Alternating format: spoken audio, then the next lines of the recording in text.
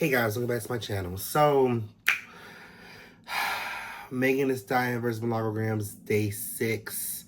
And I promise you, I thought today was going to be over, okay? But no, we're back tomorrow. Well, now today, because it's now Tuesday.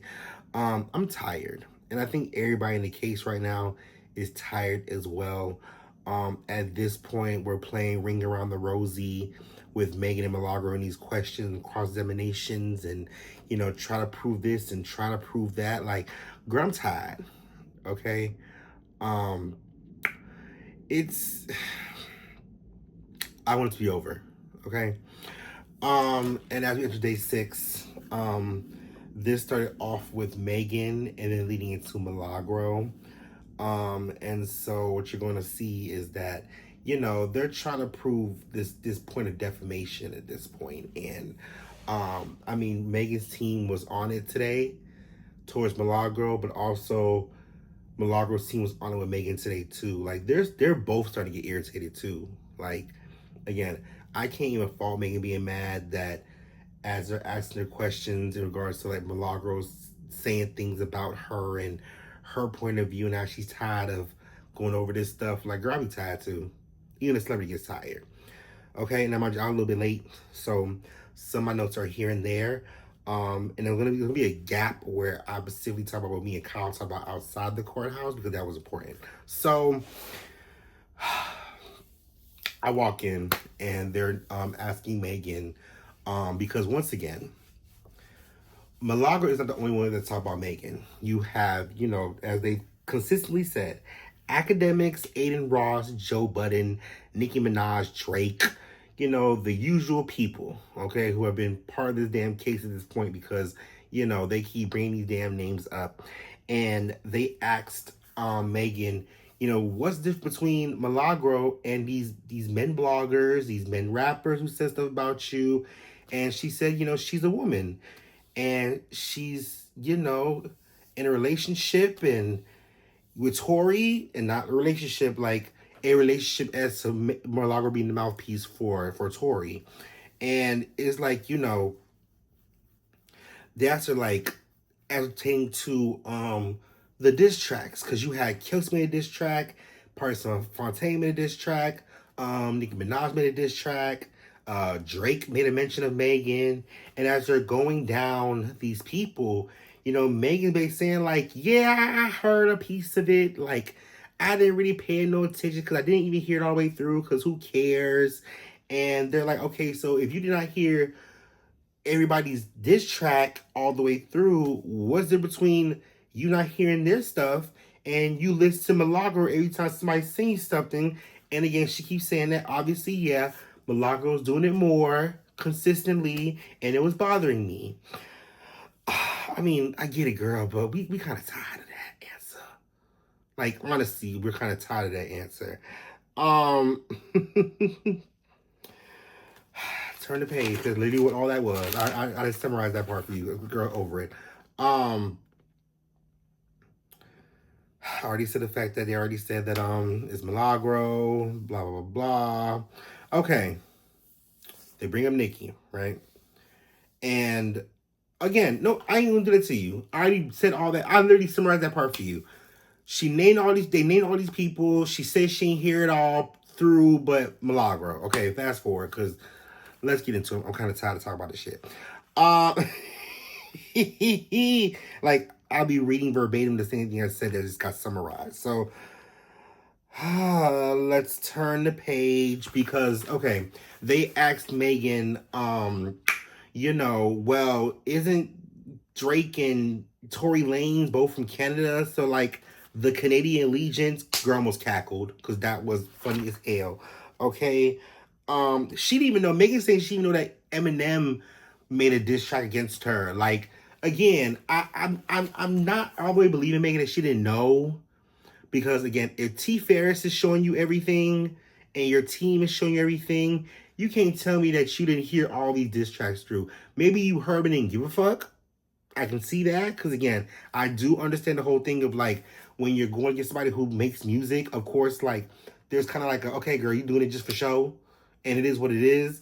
But like, okay, Milagro, yes, she's a blogger, and yes, she did say a lot of disparaging things, and been doing what she did. But I would think you'd be just as affected from a diss track than you are from commentary. I'm just saying, not trying to be biased. I'm just saying.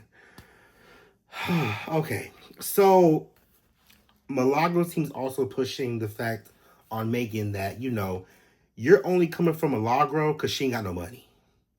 In the sense of like compared to a Drake or Nicki Minaj and whatever the case may be, is like, Megan said it's not even about the money. You feel me? It's just, Milagro was doing too much. And that's always been the point since day one. Right?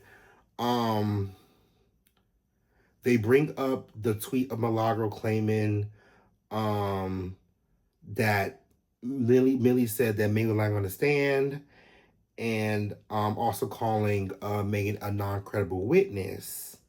Megan feels like Tori was feeding Milagro all this information, as well as feeling like Tori paid her to do what she did, and layering into the fact that Milagro said she needed a dime from Tori. If anything, Tori was begging her for money inside jail, which I find crazy as hell, but I digress.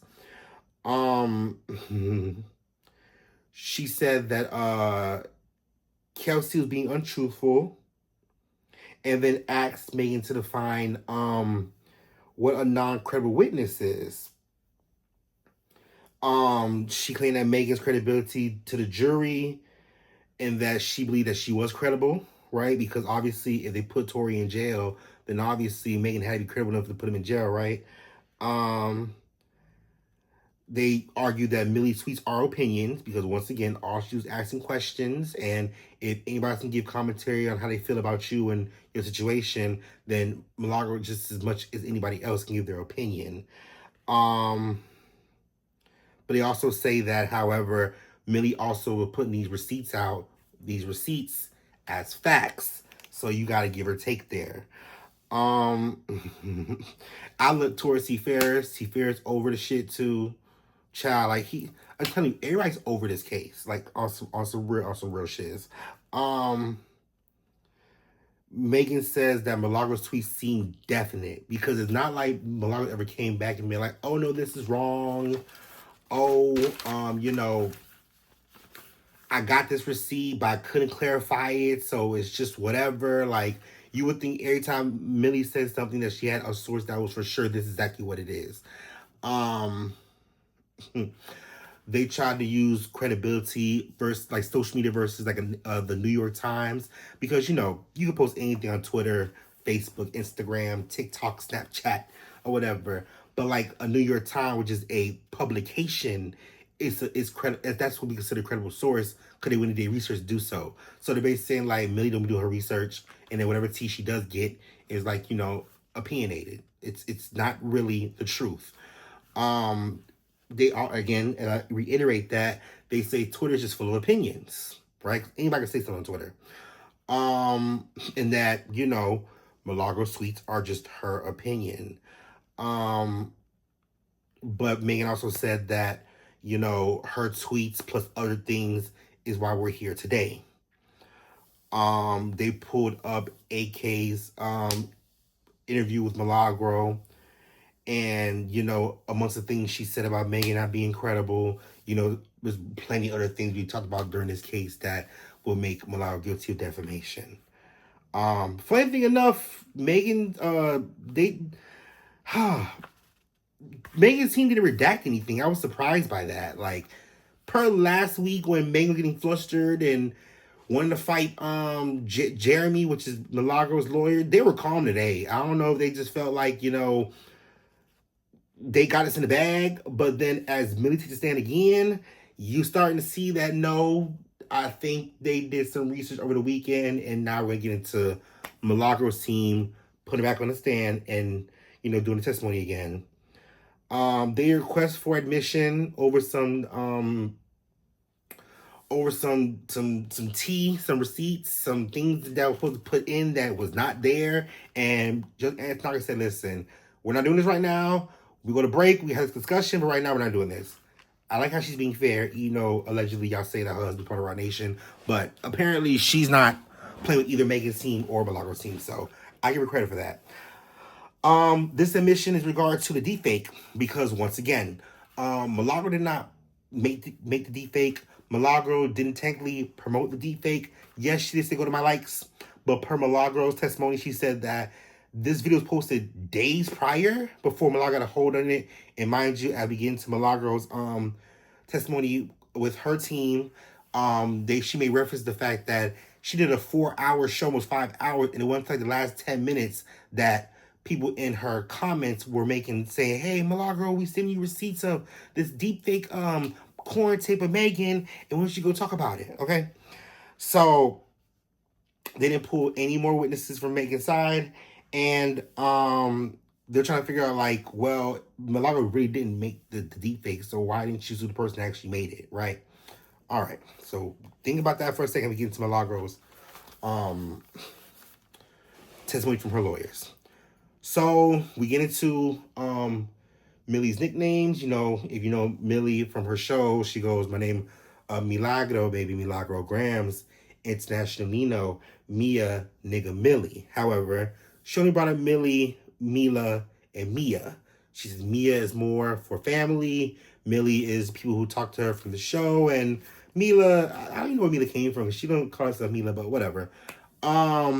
She says that, you know, Alex is a husband, you know, she got education in criminal justice.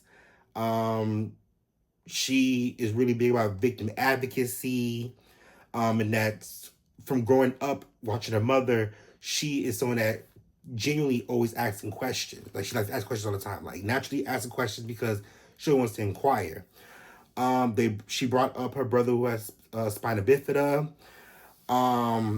And you know, she brought the fact that when she was little, she almost got abducted, and her grandma, you know, went to the news about it, made articles about it, and it basically went viral. At its time, it went viral, and you know that made a point of attention to people to be more aware. People in the neighborhood getting, you know, abducted per se.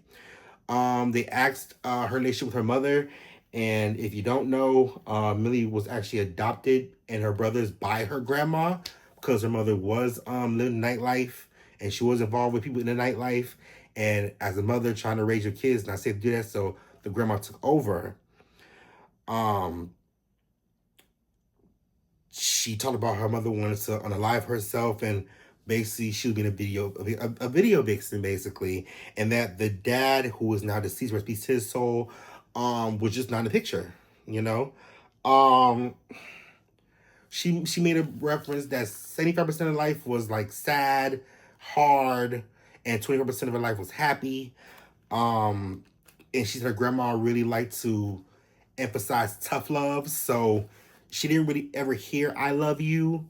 It's more like actions are better said than words. So she would show you that she loved you, but she never said "I love you." And they make a point to that, like off topic. You know, it's really hard, especially being black, when you don't have your family telling you love that they love you, because you know words of affirmation, yes, actions do speak louder than words, but we're human. We want confirmation. When you say it, it makes us feel like you actually mean it. And it goes across the board from all races and ethnicity, thing like that. But especially black people, because we always trying to instill tough love in others. Like, it's okay to be soft, say I love you. Like, give somebody a hug who needs it. You know, give somebody a kiss who needs it. You feel me? Like, life is hard right now. All right. Let's get back to Milagro. So, she brings up the fact that a boy in the neighborhood gave her $1, and she brought it back home, showed her grandma. Grandma hit her and said, "Give that dollar back to that boy because men do never give anything in life for free." I think that was actually a good point to learn as a child. Okay, and that the foundation of her show is based off her upbringing. Like Millie said, she had a tough upbringing, and a lot of vulgar language was said around her. And, you know, the lifestyle her mother was living was very consistent, where she had to, you know, be safe a lot of the times, which is why she moved the grandma, or grandma adopted her and her brothers. She said, and this is how my radio actually started. So, Since active in the military, she became a stay-at-home mom, and she needed to find an outlet or a hobby to get into while she's home with the kids. And so she started off saying that she started doing love and hip hop reviews, which led into now we have this mom that does celebrity gospel commentary. They brought the fact that Mob Radio is the LLC, and that it was filed in May 23rd, 2020. And she has another trademark, which is MilgaroGramz, which was filed on April 19th, 2022. So she takes both her brands seriously. We all know her as MilgaroGramz, and we all know she's Mob Radio. So as they asked her to describe what these are, it allows for entertainment purposes across the board. She is considered an entertainment or entertainer, a media personality, host, a radio personality with a website, and more. All right. So she also mentions that she's on platforms like Station Head, Kick, Twitter, YouTube, Instagram, and Twitch. They asked her, this Milagro team asking Milagro, what the numbers are with these pages you have. She has 77K on YouTube. Her blog page, which is it misinformation now? I think it is. There's 13K. Her personal Instagram is 44K. Kick is 1K. Station Head and Twitch is 25K, and Twitter is 10K. Well, she said she used to have Twitter, which was 10K. She's a contract with Station Head where she's paid $6,300 a month, which means some buku money, and she streams 5 times a week. Well, I mean, she ain't been consistent recently, but whatever. She does interviews and she blogs, so she feels like she's respected by her peers, and that they showed a screenshot, a receipt of the Shade Room DMing her, saying that they have ties to Spotify, so she can start using Spotify to build Mob Radio as the blog page and the personality as a podcast on their platform. I didn't know that, actually. That's pretty dope. Especially that was back in 2019. All right. So they also made a point of contention that this is all before Tory and Megan. Cool. All right. So they also bring up On Site. If you know, On Site was a show that Raleigh hosted on Station Head. Raleigh also now has On Site the blog, which is very successful. And Millie was a co-host for On Site. She also brings the fact that she does she did Messy Monday for On Site. So basically she'll be doing a summary of hot topics for the day, and then posting on Site as her own column. She was featured in this in October 7th, 2019, and using both her monikers, that Mob Radio and MilgaroGramz, on the flyer of Richard and Raw. Richard being Richard Lomax, and Rashid Ali being Raw, if you didn't know already. Okay. Like I said, I mentioned that Messy Man was a gospel column, and this started again in October 7th, 2019. Hooey. I'm going to repeat myself. Let's get into the rest of this. The contract. Raw basically put in an internship contract where for a year, we're going to see how you do. And if you do really good, we'll give you your own contract. And Millie said that only Raw and her were the only ones on the platform to have a contract. I don't know about everybody else that's on there now, but for sure it was Raw and Millie. And she just started having her own contract till May 2021. Again, as she keeps stating that this has nothing to do with Tori and Sunstar. This is all her doing. She also got into the production that she used to do these shows. And we're talking about, Chiron. I didn't know what Chiron was. It's for headlines, brief summaries of what you're gonna talk about in your videos. She said she uses her phone, her laptop, an iPad, ring lights, a soundboard, mics, iPad, a special modem. This shit damn near worth $3K, and saying basically all her stuff together is like $10,000, which is very expensive. So imagine with Armand and like Donat how much their stuff is, because Armand has a whole production as well, and so Tasha K. So I'm wondering. She identified what a watermark is, and then they bring up her old watermark, which was a ski mask. I'm telling you, the ghetto, okay? And they bring up one of her intros that, you know, shows disclaimer, right? That everything's an opinion, and everybody else's opinion is their own. And I'm actually surprised they did not. And this is not me throwing shade. But let's be real for a second. If you've seen Millie's intros, you've seen the "My sister MilgaroGramz is in the building." And surprised they didn't play that. Obviously not. They already know she has though. But I was curious they didn't play that one, which would have been hilarious. Like, you're not his mouthpiece, but my sister MilgaroGramz is in the building. Girl, okay. Anyways, so they start playing one of the shows, right? And let's remember that Milagro is very vulgar in her show. So imagine, once again, I keep saying is that these people in the jury are over the age of 30, and this girl's cursed like a damn sailor, and then we're playing parts of the show just to emphasize the fact that, hey, Millie does not be talking about Megan all the time, and that, you know, the show they did show for evidence wasn't anything pertaining to Megan, but like a couple minutes of it. The emphasis was they took until like almost 2 hours in to hear the piece of Megan that's only like 10 minutes long, right? So they said, like, hey, listen, the girl don't always talk about you. Period. Look to my left, there was a sketch artist. I was like, girl, hello. Hope I can see them before they end, because I want to see these sketches, child. I want to take my pictures and stuff on them, okay? Also let me know that she does a specific format regarding, you know, like world news, politics, fashion, and everything else in between. And the main topics are celebrity gossip news.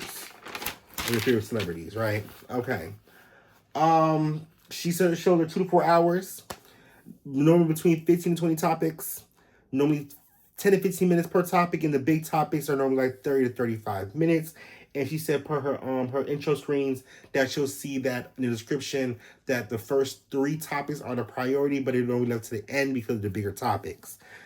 Okay.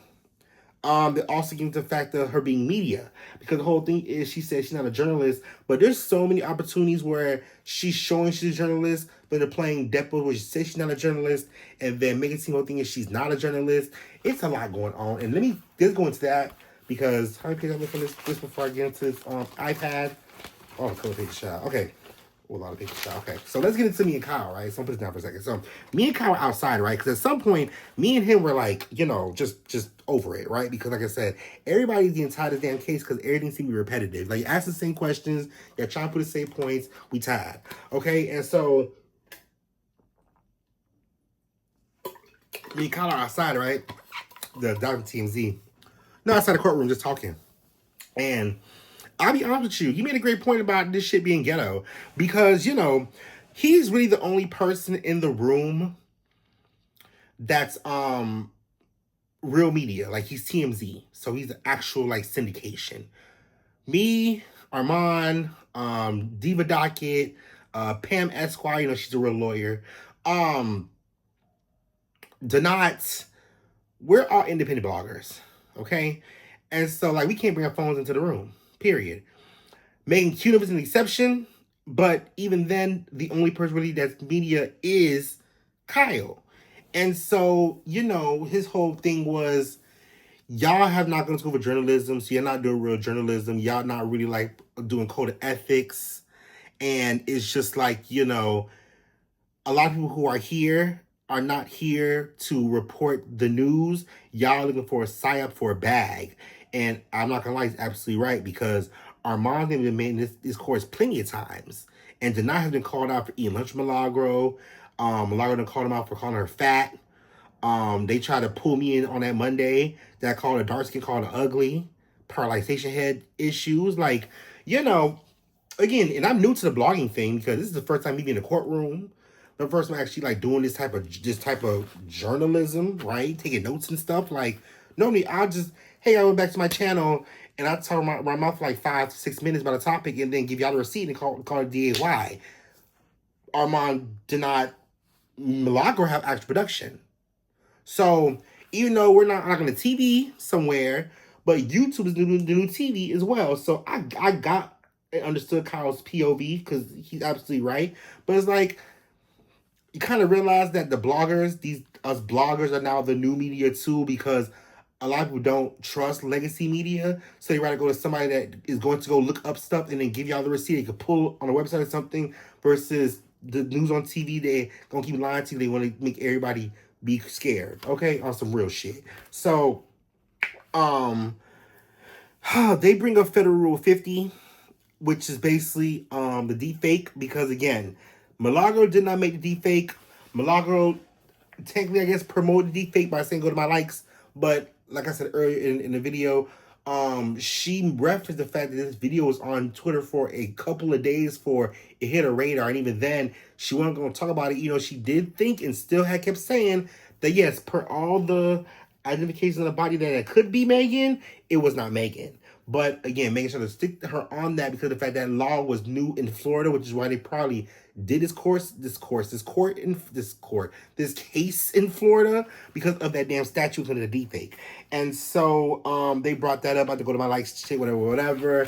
They played Milagro basically saying like, listen, I don't think that's her. You know, she is promiscuous and it would be something she would probably do, but I don't think that's her. After all that stuff going on with Tori and stuff like that, like, why would you put yourself in a predicament where you would be doing some ish like that? But she's like, it's Megan, so who the heck knows? And so they're claiming that, you know, this is not enough to use against Milagro per se. And, you know, like they said, you had to go through Station Head for her to go to her Instagram DMs to then post it on Twitter. So you had to go through 3 different channels to get to, you know, this deep fake. And so, like, you know, how was she promoting it when she had to go through all these things to even get to the damn video? So y'all doing too much, basically. She literally Milagro literally said the video looked fake as shit in those words. But again, it's sticking to her because she said go to my likes and then basically promoted it. And the jury looked mad confused. So we took a 10-minute break. To discuss that, I guess, and then let's get back into it. So, Chile. They got into the fact she talked about Diddy in the commentary of their video. Again, saying that, you know, I don't only focus on that girl, so stop that.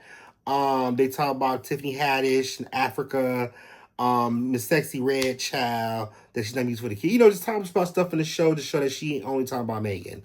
And Millie was actually cute at poker face doing some of that stuff. 'Cause, you know, hearing yourself back, running your mouth the way you do, it is a key.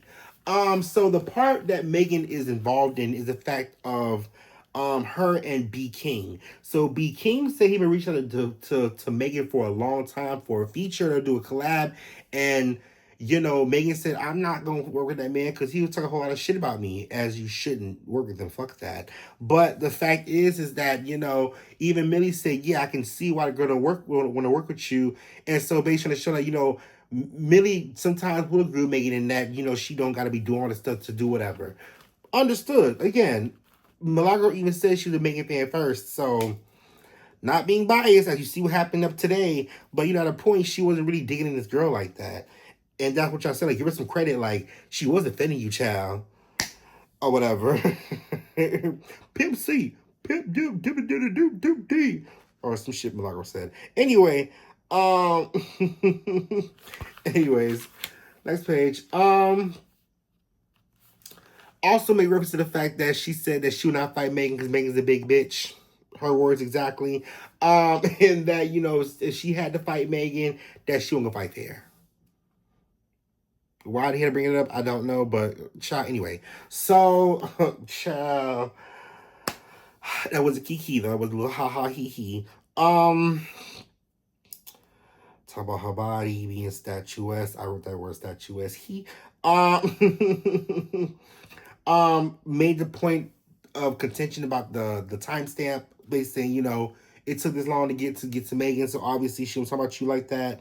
And then they brought up Milagro's hotline, which is 614 Mobbish, where people can call in and leave voicemail or send text messages of things they wanted to talk on the show. And she specifically found ones that are about Megan, letting her like, listen, it ain't me, it's my fans. Don't get mad at me, girl. I'm only doing what the fans want me to do. And so they bring up all those about people saying they got receipts on Megan to give her for tea. And, oh, you know, I've been calling you for the longest. You're not answering my calls. I got stuff for you. And, you know, just to show that, once again, that ain't just Millie. Okay, she said, I'm not seeking you out all the time, not seeking out receipts for that. I'm just letting you know that, listen, my fans do hit me about you and they want to give me stuff. All right. Okay. Again, like I said, it got into how she gets paid off these platforms. So she said on Stationers, she made $6,300. And on Discord, it was just $5 a person. So she made damn near $1,000 a month. So she made pretty good money. Okay. I mean, she ain't gonna make the Stallion money, but she making money. Got back into her how she does her commentary. Funny thing is, Malaga made a comment and said that her doing Tory Lane's commentary the way she had been doing in the beginning actually made people go away from her platform, because a lot of people in the beginning did not like what she said about Megan and agreeing with Tory, and she said she would have better off just going ahead and being on Megan's side, and that probably would have made her more lucrative. But it is what it is. They bring up the fact that is Mob Radio a cult, and she said no, and I giggled at that because she said plenty of times being jokingly funny that we're cults, but I digress. They showed us all the Megan friends, Chelsea, Emilio, who they brought up saying that Megan and him got a lawsuit on each other. They brought up Kelsey and Chelsea. I didn't know she was a white girl, by the way. I thought she was black, but you know how that goes. And they showed up pull up a DM saying, if Megan might be mad at me, but I love your show, and I know you're not really mad at her, but just doing your commentary, and basically giving her props. All right, flash forward. They asked her, so is MilgaroGramz the personality the same person Milagro in real life? She said no, absolutely not.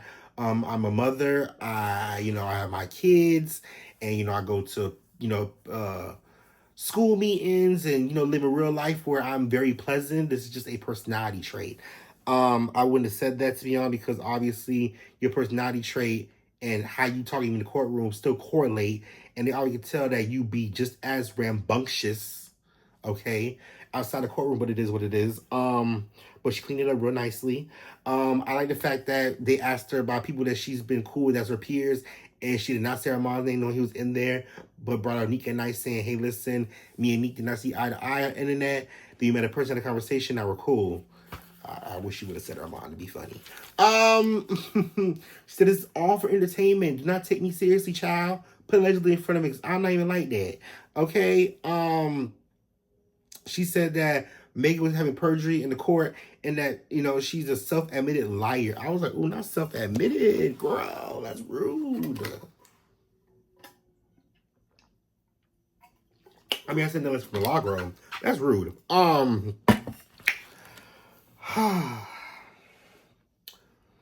They made reference to being on AK's podcast and her keeping, her accountable per se. Oh, back to Emilio, by the way. Let's get back to Emilio. Their lawsuit that the judge tried, not the judge, but the Megan lawyer tried to get that to not talk about it, but they did. Basically saying that Megan forced diet on him, and everybody else apparently that she was playing in her friend's vagina or in Ibiza. So yeah, interesting stuff. Woo Chile. Again, brought up Drake and Nicki and other people who have made diss tracks and things of this nature. And Millie basically saying, like, yeah, you only coming at me, but look at all the other people. Again, Millie said that she wished that that Megan would have told her to stop talking about her, because if you did not know, SZA and JT came in her DMs one time. She had a couple people come in DMs one time, I think she said, but the one that come to mind are SZA and JT, where they did come in her DMs and they asked her to take something down. She did do it, so she feel like, why the hell Megan didn't do it herself to her? But I digress. She says she did not purposely cause Megan PTSD, because had Megan talked to her, everything would be fine, and she would have shut up. That's what she says. But whatever. They bring up Sunstar and Millie having text messages between each other and saying that, in these text messages that a project was coming out for Tory. No, the project's coming out for Megan. And Sunstar said it would be right to put an interview out knowing she got something going on. So to be respectful, we're going to put this out a little bit later. I thought that was cool of Sunstar. And of course, again, Millie being vulgar calling Megan a dumbass hoe. Rude. I said, that means knows goddamn. Okay. As you can see, I'm still typing. I gotta look at this damn iPad still, child. But we never made them. So she made reference again that like what am I making now? No, we're not. Okay. Um she said, listen, I assumed it was Megan. My bad. Like I really didn't know that was her. I mean, I thought it was her, but I didn't really know it was her. And again, getting smashed in an X tape. Like, girl, hello. Millie was genuinely shocked when she saw it or talked about it on live on the episode, and bring up AI, and AI even at that time frame was still good enough to make a corn tape look just like Megan is crazy as hell. They used the word fugazi, and Kyle was like, hello? Listen, that white man was so damn confused. I'm sure the jury is too. And it was the way to debunk it. Like, okay, so y'all knew it was fake, but you didn't go with the person that actually made it, so y'all doing too much. She says she does everything for the audience. So the audience puts it in her heart to talk about it or bring her receipts to talk about it. She gonna talk about it. Period. Um, Once again, Millie said that you can go after the person that put it out, not me. Um, and then once she realized and the mob member said that, yeah, we don't think that's Megan, she deleted it. So, again, Millie was not promoting it, as she says, and that she's doing Megan a favor by, deleting her post or whatever, but it still affected Megan, as she said, period. Um, she said that Megan is known for wearing scantily plaid clothes, which is why she wouldn't be surprised if she was in that tape. Um, Millie said, if you're a trending topic, there's no if, ands, but not talk about you because, again, you're a celebrity. You get talked about, period. Um, they pulled up Millie's deleted messages. She had a group chat that had over 20K messages, and she said that they were not talking about Megan in that damn group chat, so leave it alone, and that most of the messages they're talking about is just banter between her and her friends. She said, yeah, doing too much. They put Ms. Mama's back on the stand just to basically say, listen, so you said Megan's a liar, so what proof do you have that she be lying? Okay, and baby, so they went back over some of the receipts from 614 Mob, which is Milagros hotline, and then they bring up this video of Megan drinking. So remember, they said that Megan's a quote unquote alcoholic allegedly, and they put up this video of Megan in the pool drinking 1942 tequila with some of her friends and Justin in the background. Mind, they said Justin is drunk, right? And he got the blicky in the damn pool with them. And instead of making like freaking out and like having a heart attack, she basically like, oh my god, Justin, stop, put it away. Like, did you just get shot? So why are you so calm with your security with a gun in the pool? Okay, girl. Anyway, so now we're on the iPad. So they bring up Noir, right? And Noir had made a comment saying that Millie's known for doxing people and being a weird ass chick. And so Millie said, no, I don't do that. I don't look people's address up just because. And they're like, well, you brought up you had Megan's address in your damn phone screenshots. And she's like, well, my team was full of crap, and because I ain't got the money on to do their job, for them to do my job, well, their job, I had to do it on my own, and my counsel told me at that time to go do it myself, so I did. They bring up the fact that Noir also said that that Millie was basically doxing him on the sense of his sexuality, because once again that Code Bunny was not a woman, was an actual man, and so they're like, you out here bullying your own ex-best friend. It's like growing like that. Because I didn't start doing that or nothing like that until he was against me. So okay. I talk about the deepfake statue, which right doing it in Florida. And apparently the reason they did that to prove that Megan was in Florida because Megan went to go vote in Florida, and to figure out, okay, well, whose address she's using, she used T. Ferris's address, which is what I guess the house they live together now in. But I don't know why she didn't explain that before. But okay, They asked Millie had Tori paid for any of your ventures in regards to like, you know, trial and UTP, which is like the people that Cedar McDowell's part of. She said no. Everything came out of my pocket. If anything, like I said earlier, Tori asked me for money in jail. Girl, hello. Okay. They said that UTP said that they're gonna do this pro bono, so that Millie had to pay a dime until they won, and they're cut out of her. But as you can see, they're no longer representing her, nor are they representing Tori. And now, once Millie said that at this time when this is happening, right? She's like, yeah, I bring this X amount of money, but I had to pay the lawyer myself, and I basically went broke doing it. And so, yeah, I need some help. So she made a give, send, go that people from the mob had been contributing to, and that's how she would pay for her lawyer. Um, so I mentioned the fact that she had to pay nothing. And apparently Caesar's being real janky because like Caesar said he'll handle it in regards to like payment, and then like he dropped her too. So Ronda Dixon dropped her. Caesar didn't dropped her, but he was like primarily promoting her and Tori. And then they want to make sure you emphasize the fact this is a civil case, not a federal case. And Megan did make reference to the fact she's gonna sue other people outside of Milagro, but that's to be TBH. So yeah. Um we find out at the end of Milagro's deposition, sorry, her testimony, that she didn't hire Jeremy till like June, July. And then Miss Natasha and the other young lady who's been representing her since Monday, one of them was like 2 weeks ago, and the other one was a week prior, before the trial started. So very last minute. And I don't know how she got out, allegedly, that Natasha was supposed to be the daughter of the mayor of North Miami, but 6 years in the game, clock it. Okay. All right, here we go. Cross-examining Megan. Um, no, sorry. Cross-examining Milagro with Megan's lawyers. So, okay. Y'all try to humanize Milagro. Let's see what Megan's team does. And so they asked her, because the first part of the video they showed of her doing one of her shows, they did, she brought up Julio Fulio, who was in a case with 3 other people who was trying to take him out. And they're like, so you do cover the cases, but why did you not give the energy to Julio Fulio's case like you did Tori and Megan's? And, she just said that wasn't as important as this case was for me to talk about it. And so not to the next thing you want me that you're trying to use me to talk about it at that point.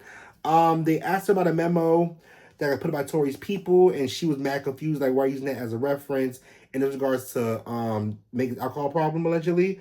Which I still find that also confusing as well.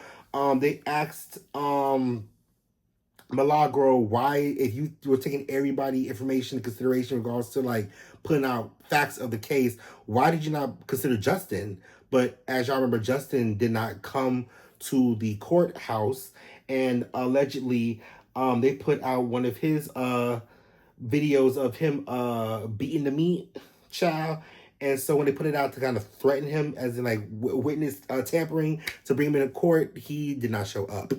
They also brought up Jaquan as well, because Jaquan testimony or deposition came way later, which probably would have helped Megan and them, well, Tori or whatever, earlier. Jaquan was the driver, but they waited like a year later to do his thing. So that's why they brought that up.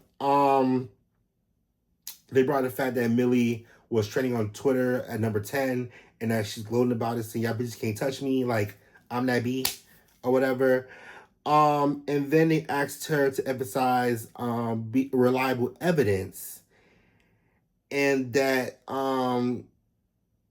you think you a B.O.B., sorry, a B.A.B., right? And so they're like, so why didn't you why didn't you mention that in the court? Basically what it was. Why didn't you mention that in the court? And we're like, girl, it wasn't that deep, leave me alone.